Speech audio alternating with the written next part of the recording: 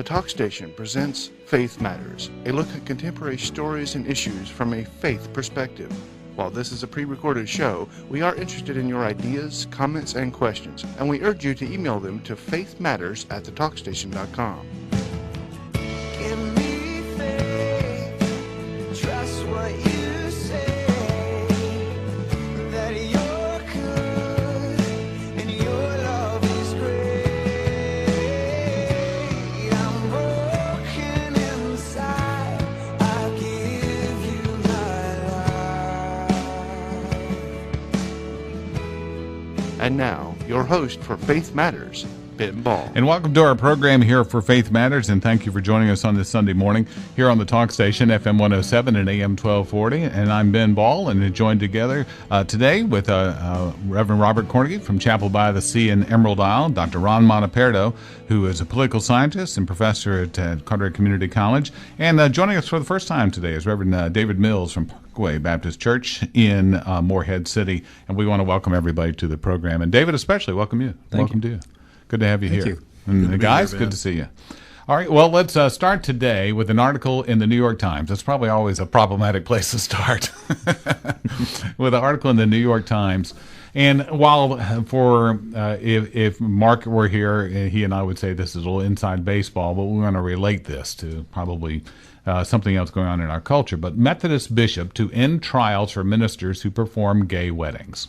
The head bishop of the United Methodist Church in New York on Monday committed to ending church trials in his region for ministers who perform same-sex marriages, essentially freeing them to conduct a ceremony still prohibited under his denomination's laws.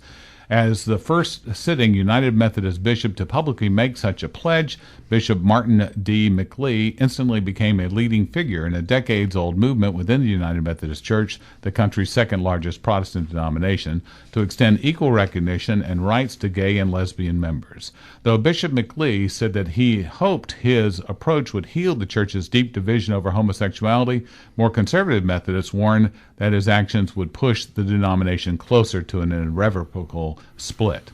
What this is talking about is that the Methodist Church, the United Methodist Church, operates under what's called the Book of Discipline, and every 4 years the Book of Discipline is argued at its general conference and is revised or amended. And this argument has been, as the article correctly stated, has been going on for decades. Robert, let me start with you here. Just here is a bishop who is, and then we also have some of their official statements too, if you want to refer to those. But here's a bishop of the Methodist Church who's going outside of his stated Book of Discipline. Is this something that is a concern for us as Christians, us as in our culture? Where do you fall on this? Yeah, well, the Book of Disciplines, as I understand it, in the Methodist Church. I'm not a Methodist, so although I was raised in that's right. the Methodist Church. So you're Zen Methodist. Yeah. Anyway, I won't even go there. But the Book of Discipline is based on Scripture, based on understanding through the Methodist system of what the Scripture requires, and it's a governance process. And so the primary purpose in this particular disagreement the typical response would be to have a church trial. Right. Now he's claiming a clause in the Book of Disciplines that's called where is it? I just had it. It's called a just. Now, were you looking into his official statement? Yeah, his official statement. A just resolution as the preferred response in judicial administration. And he claims that church trials produce no winners. And then he says, and he gives all these reasons why church trials are disruptive and not good for the body, and so therefore they look for a just resolution. And he's claiming that they've come to a just resolution, which basically is to dismiss all the charges and have dialogue. So about sexual issues within the Methodist Church. A lot of people are upset about that, and rightly so, because it is a skirting of the purpose of the discipline, as I understand it, the book of discipline, is that you all have to agree when you have a covenant you make as Methodists that you're going to abide, and particularly bishops and pastors. And Right, we all do. Yeah, you've got to abide by that book of discipline, and you step out of the book of discipline, and you are going to be disciplined. Yes, that's right. Yeah, and this is not the only organization that has this kind of institution in it.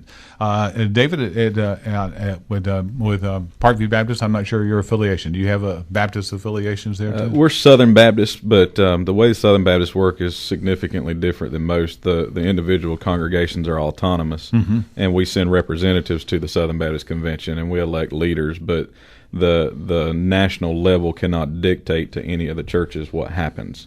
So each individual church has their own polity. And within the Southern Baptist Church, there have been certainly some arguments over this issue. There have been. As a matter of fact, about a decade or so ago, maybe a little more than that now, a couple of churches in the Raleigh-Cary area were kicked out of the North Carolina Baptist Convention. There's two different levels. You have the national convention, then you have state conventions, and then we have a local level that we call associations. And we broke fellowship with a couple of churches in Raleigh that were performing, or I can't remember if they were performing same-sex weddings or if they were ordaining homosexual ministers, but one way or the other, we took action around on the that. same issue. Yeah. So, and Ron, I know your experience as an Anglican and Episcopal, you've witnessed these battles. I've witnessed a perfectly well-functioning denomination cut itself to pieces and fall apart, and it's very, very sad. You fear this happens here too? I see this happening. Yeah, it's about the bishop. Perhaps it's unfair to ask any human being to exert this kind of leadership. Obviously, an out-of-court settlement, I think, is probably almost always better than a trial. Trials aren't good for the soul. Trials aren't good things. But if the law is the law and the law is being challenged, then I think it's the job of the bishop to enforce the law and let the trial process occur, and he has to do this. I think this is just skirting the issue. Now, to give the bishop credit, maybe he thinks it's the right thing to do, and he's going in his own mind the extra mile. But with something as defining as a covenant, you can't just say, I'm not going to enforce it. Now, I think that this is the reason I wanted to bring this issue up. Not only was how it affects us as believers, and again, as being a Methodist, how it affects us in the Methodist Church, but also how this also affects as we are seeing elements of this kind of thinking throughout our society. And I go back to Attorney General Eric Holder not wanting to enforce a certain laws around voting, and especially happened in the Philadelphia case with Black Panther intimidation and voting, and then also attorney generals, our own attorney general, saying that he did not support the amendment that was passed to the Constitution of North Carolina that recognized marriage between one man and one woman. So and then. This seems to be going around a lot, Robert. Well, yeah. I mean, he is the bishop of the That's a New York area, and he oversees 300 and some. We have jurisdictions. Yeah, jurisdictions. Yeah. So, and this is the region, the jurisdiction, in a state tend towards a progressive. Well, it's a state that interpretation. allows same-sex marriage. So yeah, exactly. Well, yeah. Look, we're an organism of laws. The church. I hate to call it an organization, but it's really an organism, and there are certain absolutes that we live by. We live and die by, as a matter of fact, and willing to die for some of these things. Now, this is one of the issues. If we're seeing this trend of not only in church politics, if you will, but also in national politics, this moving away from the rule of law. And, one of the precepts of justice is that she has a blindfold. She rules strictly by what the law is. And there's a big debate in Congress right now between the power struggle, the balance of power between the executive and the legislative branches, as we're seeing more executive decisions being made. If the Congress won't cooperate, I have a pen and I have a phone, and we're going to act. And that's an executive statement we've just heard recently, which is an outright challenge to that balance of power between the different systems. It's on the national level. So it seems to be a climate of that going on right now, and it's infecting in some ways the church. Ron? I think we need to be a bit more nuanced about that. Agreed. The statement that of the use of executive power is worthy of our attention. However, we should point out that the president did say, within the limits granted to me by the Constitution, he would do that. Well, that's why I don't think this is even that issue. I think this is the issue where you ignore. Well, that's something else. You see, I can remember, just in history, years and years ago, Teddy Roosevelt sent the U.S. fleet around the world, and there wasn't any money to get it. The Congress wouldn't appropriate money necessary to make the circumnavigation of the globe, so he sent them as far as they could go and said, hey, they're out there. Now, if you want to get them back, you better pass the money to bring them back. President Andrew Jackson was notorious for the fights he got into with right. Well, and President Lincoln jailed journalists. Yes. For the whole thing, and so there is this aspect of things. More to come on Faith Matters here on the Talk Station, FM 107 and AM 1240. Welcome back to Faith Matters here on the Talk Station, FM 107 and AM 1240, and I'm Ben Ball, along with Dr. Ron Monteperdo. Reverend David Mills with us, and also we have Reverend Robert Carnegie is with us as well, too. And we're talking about issues surrounding, what I would call maybe the new civil disobedience, where we're seeing officers of the court or officers of law, in the case we were saying at the beginning of the program, church law, who decide to not enforce that in favor of their own interpretations. And David, do you see this again? Is this related? Am I making a connection here that's a valid connection? Yeah, I think that you are. There's definitely some similarities between the what's going on with the Methodist Church and the national politics and even state level politics. I would make a like you were saying, a nuanced difference, though. The Methodist bishops would be bound more by these moral absolutes that you were talking about. Scripture says, "Let your yes be yes and your no be no." And if you're going to call yourselves not just a Christian but a minister in the Christian faith, and now you're saying, well, we're not going to enforce our own rules. That's not letting your yes be yes and your no be no. That becomes sin, which is a whole nother issue. But going back to the civil disobedience, and there are some similarities there. I do see that across the board we ought to be enforcing the laws and rules that we have in place over ourselves, but we also need to take a look at, are those the right laws? If you disagree with the law, don't just fail to enforce it. Do what's supposed to be done to change the law. Now, Ron, you were talking about avoiding trials, and certainly church trials are divisive. There's no doubt. But so are others. So are secular trials as well. But don't they bring a finality, though, and an opportunity to appeal, and then maybe you get a chance to overturn a law that's a bad law? There's lots to be said for process, and I'm all in favor of process.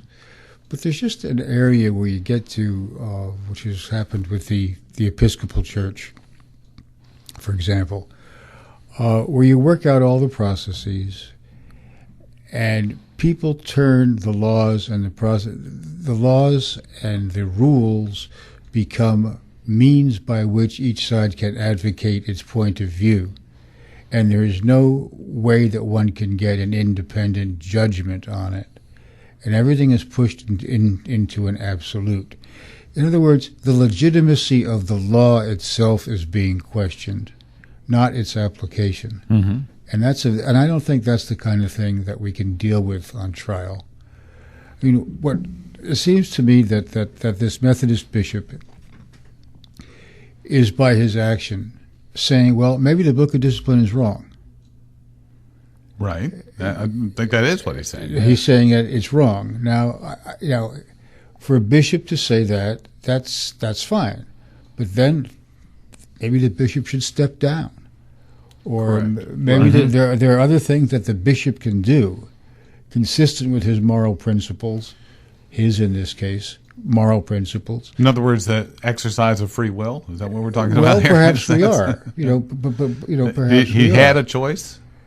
He had a choice beyond the choice he made. I think he did have a choice beyond the choice he made. Yeah. He didn't have to, he should have said, if that's how he feels about it. Mm-hmm. And, we all love to deceive ourselves, saying that if we're not there, then it's not going to work very well, and I'm responsible for seeing this through. Mm-hmm. Sure. But I think that there are other things that he could have done, which would have been just as destructive. But also may have promoted the dialogue he wishes to promote. But may have promoted the dialogue. Yeah. Right. Well, look, specifically in this case, isn't any changes to the Book of Discipline have to take place from the assembly? Yeah, it's the general conference, right? And then it's ruled on by the judicial council, because in the last general conference there were a couple changes, and then were overturned by the judicial council. Yeah, so there's a process. There's a process. I mean, he isn't acting. I mean, he's acting he's bypassing a process by making this decision that he's just going to eliminate in anything related to same-sex marriage or that. In that case, he's saying we're not going to trial in my area. We're going to go this other route, just resolution, and that's to a degree was the threat that the president used to Congress when he said, "I have a position, and if you're not willing in the General Assembly." Right. To address this position, if you're not moving in my direction, I'm going to act independently with my pen or my phone. Mm-hmm. And so that is what he has basically, that's there's similarities between these two. This is taking action outside of the normal process. And that's, I think, the relevance to that illustration. But what's troublesome, though, Ron, is that a lot of people feel like even though he declares that he'll do it within his bounds of the Constitution, he's not the judge of that, though, right? I mean, if you follow process, we have courts for that, and then he could then be taken to court, and they would say it is an excessive use of or a defective use of constitutional power, which is what is might happen with this bishop for having taken this extra. Well, and it's also happening right now with the suits about Obamacare, from some Catholic endeavors. Dave, isn't there still, though? I do see the similarities, but on the church level, there's still. I mean, you're giving up one of your moral principles that are supposed to be your guide. Let your yes be yes and your no be no. You're giving up on one of your absolutes in order to make a stand against something, and you lose all moral high ground in doing so. Any reaction there to that? Well, no, that's an excellent point, because I think one of the challenges of the one that pops in my mind is the Catholic Church's battle with child abuse and the things that have been going on in the priesthood. Sure. And for so long there was a muddle. Mm-hmm. It wasn't clear. It was all internal, and you never knew what was going on. Right. And so literally the church lost credibility and lost authority in not letting their yes be yes or their no be no. So I think that's a legitimate example. And this is a perfect opportunity for the church to step up and say, we see similarities here. We see how in the national government we have people who are stepping outside the bounds of their part of the system. And so we're not going to do that here. We're going to approach this a different way. We're still going to get the same end result. And again, that'd be a whole nother debate for a whole nother day as to whether the end result is desirable. But in this particular context, we're at least going to follow the system right and model for our government how it should be handled. Yeah, Ron? There are some issues that arise, like gay marriage, ordination of gay clergy, for which custom and tradition and traditional interpretations of the things upon which we base our custom cease to provide answers. And it seems to me we are increasingly facing these kinds of issues. In other words, it's getting harder. It's getting harder. It's more than just getting harder. It's getting to becoming nearly impossible, because what's being challenged is not the application of a principle of morality, but is the principle itself. Mm-hmm. It's just the very principle itself and what it means. And this is very, very dangerous. As we all know, it's fraught with difficulty at every level. We're talking here about people's souls, and we're talking here about our salvation and our relationship with God, and we're fallen human beings who struggle with this kind of thing. And I honestly, don't know what to do about it. I just don't know how one deals with this. I will say that in the particular instance of this Methodist bishop, I think he has probably not discharged his authority as it is given to him. Right, and as he pledged to do. And as he pledged to do. Yeah. Right. Yeah, and that again, that's process as well.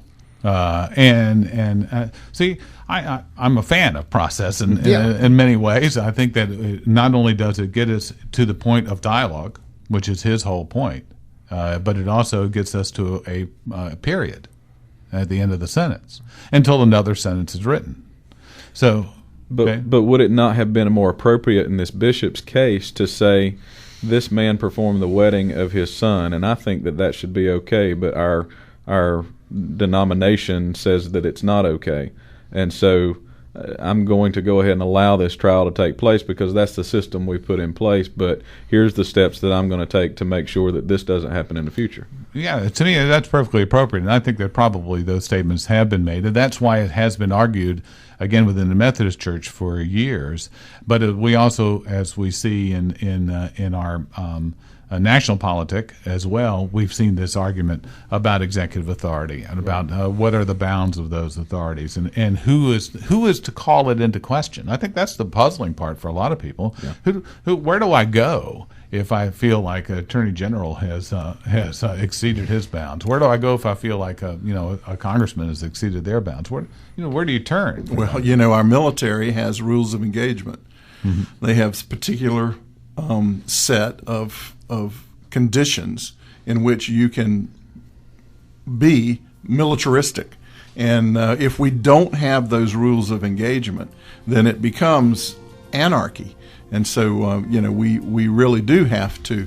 Now, the debate of whether those rules of engagements are the right rules of engagement is another question. But that officer or that soldier is going to be held to those rules of engagement. Dance with the one that brung you. You follow the process you have in place until you create another one. Right. But there's also the other tradition. All right, we'll get to that in a moment here on Faith Matters on the Talk Station, FM 107 and AM 1240.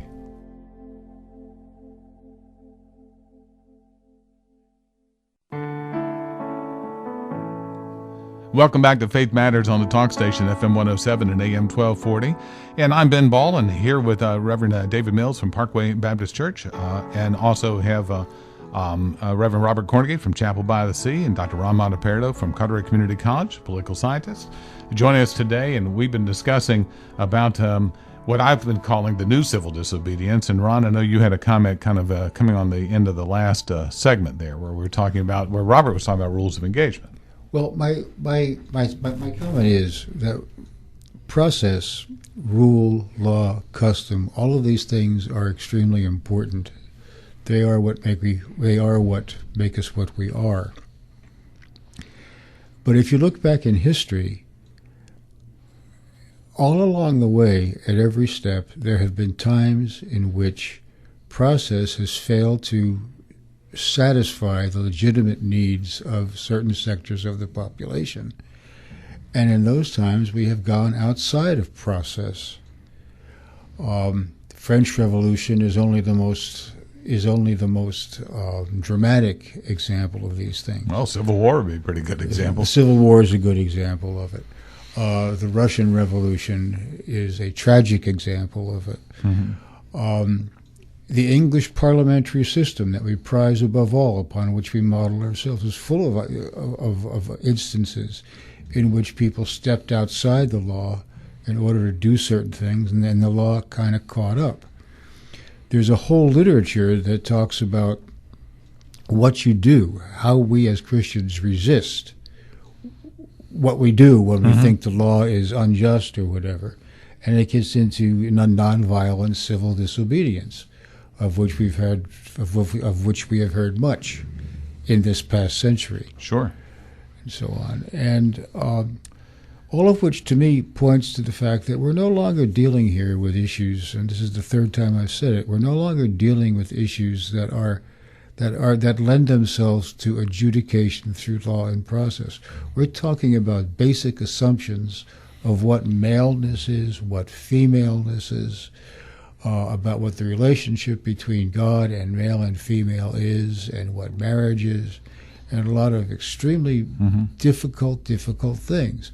I'll go one step further, and I say, these things, I don't see them necessarily as the work of Satan. I think that these are questions that arise out of the natural course of our lives, and I'm willing to say that we are being called by God to address these issues, to re-examine these issues. Let me bring up two things on Sure. that then. One is then, do you suspend the processes are available while that kind of dialogue and discussion goes on? I think you preserve them for as much as you can. Mm-hmm.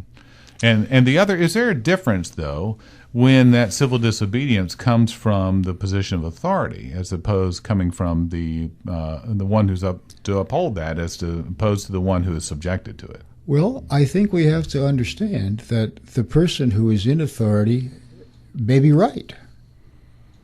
I mean, we have to give them we have to raise the question: are they right?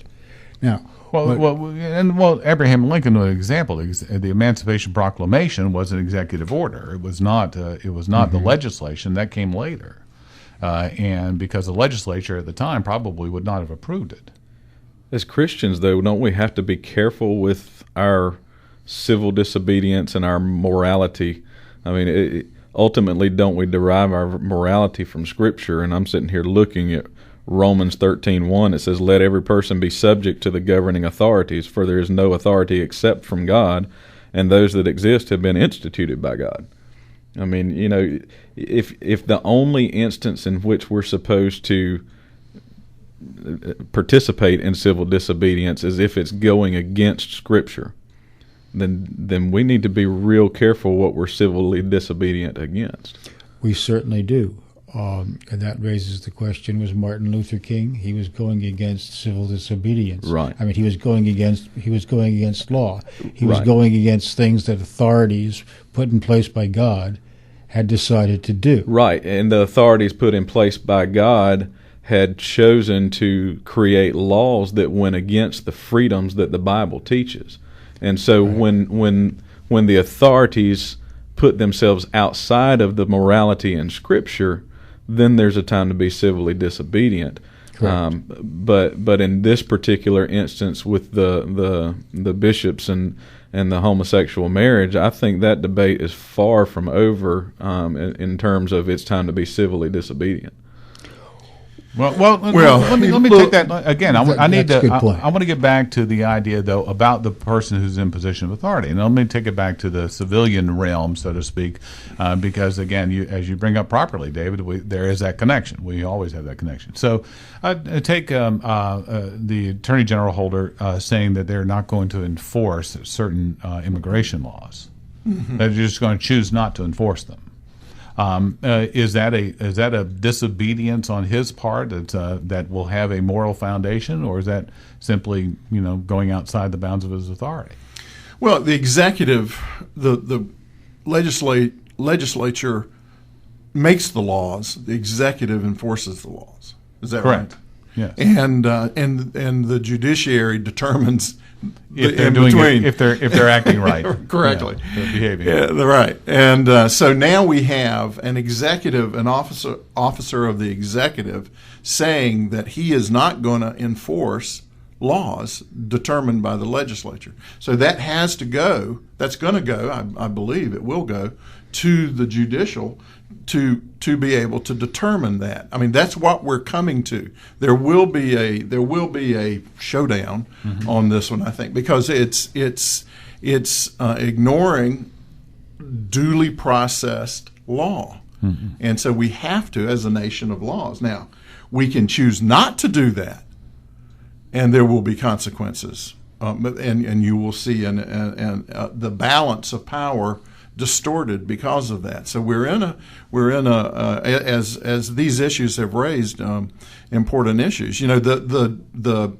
pastor who performed the ceremony, right, did it with the full knowledge, I believe, yes, that he was breaking the book of discipline. Yeah, he says so. Yes. Right, exactly. So he needs to suffer the consequences. So when it got to the next level, the bishop was to enforce the book of discipline. Well, let's say that his act again was an act of civil disobedience. Just to keep that phrase there, and then it is important, isn't it, to go through that process for maybe the light bulb to go off among the judicial area of that to say, well, yeah, you're right. Right. No. There's got to be the process. It's like that officer that's leading his men into battle, and the rules of engagement are going to kill his men. Well, he has to make a decision whether he's going to obey that rule of engagement. And if he disobeys that rule of engagement, he will suffer the consequences of breaking that rule. There will be consequences. But that question then it becomes more, are the consequences worth the sin? Correct. Because it's still wrong, right, to be civilly disobedient in this particular case. And so now your question is, are the consequences of me being wrong worth all of this? Right. We seem to be mixing up civil disobedience. It's difficult for me to see Attorney General Holder refusing to enforce a certain rule as an example. Well, that's why I called it a new civil disobedience, because it was coming from the other direction. Right. It really isn't. It really isn't civil disobedience. It's a political tactic. It's implemented within a political context for which there are political solutions. Right, but except that these folks who engage in this, and I'll include our Attorney General Cooper in North Carolina, Attorney General Holder, they are clouding it in that moral judgment issue. They're clouding it as if they are obeying their conscience. Yes, they are. And we as Christians aren't doing ourselves any favors by mimicking what the outside world is doing that is operating completely outside of any scriptural morality. Oh, David, that sounds like you've been on this show for a while now. I think we've made that argument a few times about mirroring our culture. Too. Well, and it is. Which is influencing more? Is the culture influencing the church, or is the church influencing the culture? And there are, it swings both ways. And so we're seeing that battle now within the church as we see a culture that has basically shifted from a Judeo-Christian worldview into a more humanist, secular, materialist worldview. We're seeing the battle lines. Let me jump off from that just to make a segue here for our last segment that we want to talk. I'm going to go back and revisit a little bit of what we talked about a couple of weeks ago with the religious freedom bill that was vetoed in Arizona. It was actually an amendment to an existing state law.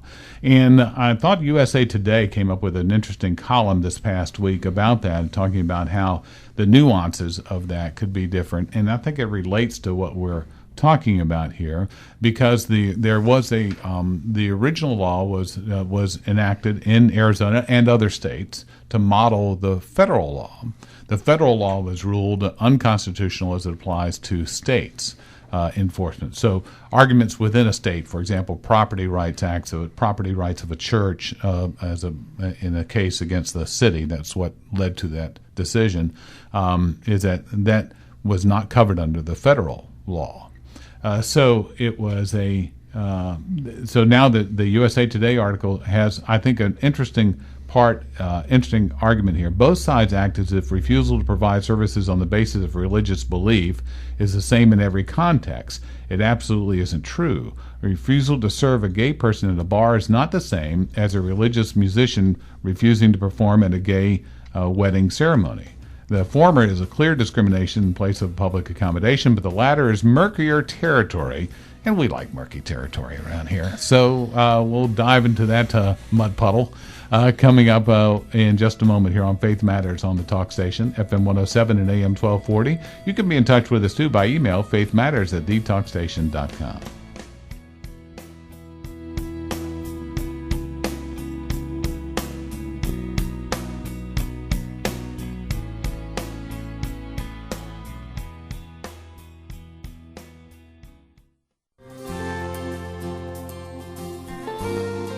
Welcome back to Faith Matters here on the Talk Station, FM 107 and AM 1240. And again, we thank you for joining us here on this Sunday morning. I'm Ben Ball, along with Reverend David Mills from Parkview Baptist Church, Dr. Ron Monteperdo from Carteret Community College, and also Reverend Robert Carnegie from a Chapel by the Sea in Emerald Isle. And again, gentlemen, we wanted to get back to an issue we discussed a couple of weeks ago. And as the religious Freedom Restoration Act was a model on the federal government for a number of state laws, a number of states to enact similar laws. Arizona had enacted one and then went to try to amend it to try to clarify. And David, I know you said you pulled up the original bill and looked at some of the amendments. And what was your take on what they were trying to do with the really amendments? Looking at it, it looked like they were trying to make it a little bit more specific, just so that it would stand up to any legal challenge. There really wasn't a whole lot that was being changed in the document. Mm-hmm. All right, and in that there was a letter that actually was sent from 11 law professors that went to Governor Jan Brewer before she decided to veto. And we all know, I mean, we said this on our comment a couple of weeks ago, that it's pretty obvious that the governor was succumbing to a lot of pressure. Everything from certainly gay rights groups, but also from the NFL about they wouldn't hold a Super Bowl there anymore, and some other things too that she in fact was giving into. And she still describes the original bill as being valid. It's just that this amendment didn't work. Right. So this group of 11 law professors are saying some of us are Republicans, some of us are Democrats, some of us are religious, some of us are not, some of us oppose same-sex marriage, some of us support it. 9 of the 11 signers of this letter believe that you should sign the bill. 2 are unsure, but all of us believe that many criticisms of the Arizona bill are deeply misleading. The bill, the letter explains, is designed to address 2 ambiguities. It would provide that people who are covered when state or local government requires them to violate their religion in the conduct of their business, and would provide that people that are covered when sued by a private citizen invoke state or local law to demand that they violate their religion. The bill does not, however, give any Arizonan free rein to do whatever they want as long as they declare they are doing so for religious reasons. It also says, but nothing in the amendment would say who wins in either case. That's right. Right. So is this change, or have you given new thought? I mean, if, as the USA Today article says, maybe nuanced better, it could have a chance of passing. But What do you think? Is this horse just out of the barn and it's just not going to ever happen? Sadly, I think it's much like the abortion debate, where anything touching any aspect of abortion becomes a bomb that blows up. Whether it's right or wrong, anything seen as limiting the right of abortion is by a particular group within our country is seen as a we can't go there at all. Right. And so I think this is the way, poison pill. the poison pill, the third rail, and it's the same way now. It's getting to that point that there is the militant I can't say it. Anyway, the advocacy is so strong on the pro homosexual marriage side that you can't have a rational discussion about it. You can't go to try to clarify something. It's all or nothing. David? It's interesting that you bring up the abortion thing, because as I was kind of looking over some websites about this topic, I had recalled listening on the talk station actually to Rush Limbaugh's show, and he had a caller that called in, so I pulled up the transcript of it. Her question was this: she said, "I just wonder if you feel that this veto of this bill would open the door for liberals to force doctors to perform abortions, even though it's against their moral and religious beliefs, and how far will this go?" I mean, you're bringing this up, and Rush's take was, I think, interesting. He said, in this case, if you can tell a Christian bakery that they have to bake a cake for a same-sex wedding, then at some point a doctor who's a conscientious objector to abortion may be made to perform one against his religious views.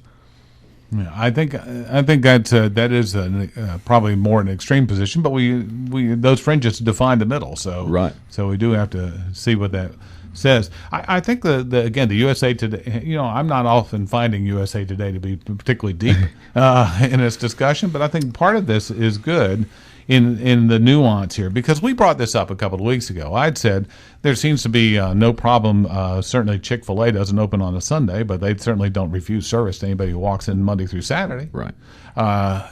They said in this article, let me just go back to who it was written by, Eli Fetterman. He says, any activity that requires a person to be personally involved in and participate in the actual process of the activity, such as a photographer or a band at a wedding, should not be treated as the same clear case of discrimination, such as refusal to serve someone in a storefront.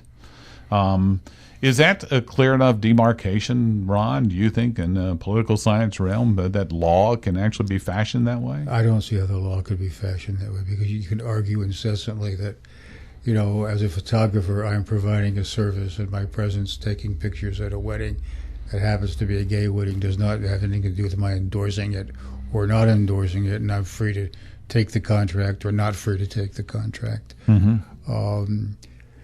I just think it's, as usual, it's too bad that we've so defined the issue that it's impossible to have any kind of rational discussion of it. Beyond that, I just don't know what to say. It's when we discussed this originally, I thought the law was written so as to provide religious conscience as a reason to do pretty much anything. And I made my statements at that time based upon that interpretation. Today, I see that the information I had was wrong. It was incorrect. The federal law and the state laws that model after that don't say that anything is open. And in fact, many of the challenges based on the federal law have been thrown out, have been ruled against because they were, for example, a Quaker who says they shouldn't have to pay income tax because part of that money goes to the Defense Department, goes to the military. The court ruled that no, there was a compelling argument for the government to require all their citizens to pay the income tax. And we probably don't like that idea, but it was a compelling argument, and that's the same essence of these amendments, is that they're looking for a compelling argument for the state to be involved, and that's a pretty high bar. To tie into our previous discussion with the bishops, and the civil disobedience and choosing not to enforce laws. My assumption is since this was vetoed, then what it was trying to accomplish is not law now. Correct. And so with that being the case, I would be interested to find out if Governor Brewer is going to have her state attorney general to prosecute the homosexual hairdresser that refused her service because of her stance on this bill. Yeah. It's fascinating. And to get this back to the church, we are to follow Christ. And he was our model, our example. We are being conformed into his image. We were created in the image of God, and we're being conformed into Christ's image. And we are to act regarding these issues as he would react. What would Jesus have done? And, Jesus was a friend of sinners, and he loved, and I believe the church gets a really bad rap because, he loved the sinners, but he resisted their sin. He always spoke very clearly about that. So that the woman caught in adultery, he loved her. He forgave her. And then he said, go and sin no more. And so he never put that together, that if you reject the behavior, you're rejecting the person. And that's the position we've gotten into, I'm afraid. And it's not true. Right. That's not the gospel. That's not biblical outreach. We are to embrace and to help that person discover the right path. What is the right path? And our failings, our temptations, all of those things need to be washed through that filter of the way Christ looks at these issues, and what is the loving response. And because we as Christians have gotten very comfortable sitting in our pews on Sunday mornings or in our chairs in the more modern churches, we've gotten very comfortable with that, and we've allowed a very loud vocal few like the Westboro, they call themselves Baptist Church, but they're not. They're called. We've allowed groups like that to let the media and the world define us as being something that we're not as Christians. But what we really aren't as Christians that we should be is disciple makers. We don't go into the world to make disciples. If we were in the world more, showing the love of Christ and modeling the love of Christ for them rather than letting these vocal few tell everybody who we are because we're sitting still, we might have a different perception out there. And I think, Ron, to your point there, and we're about to close here, so we're not going to probably get your response to this, but I just think to your point is that we have presented intractable positions where we're not doing enough. Perhaps I always want to look inwardly whenever we do these things. It's that maybe not doing enough to express, Robert, as you said, the love of Christ, and that we want to look at our brothers and sisters as broken as we are, and that we need to try to bring them all in together into the flock. And thanks for joining us for Faith Matters. Email your comments, questions, and suggestions to faithmatters@thetalkstation.com. Give me faith, trust what you say, that you're good and your love is great. I'm broken inside, I give you my life.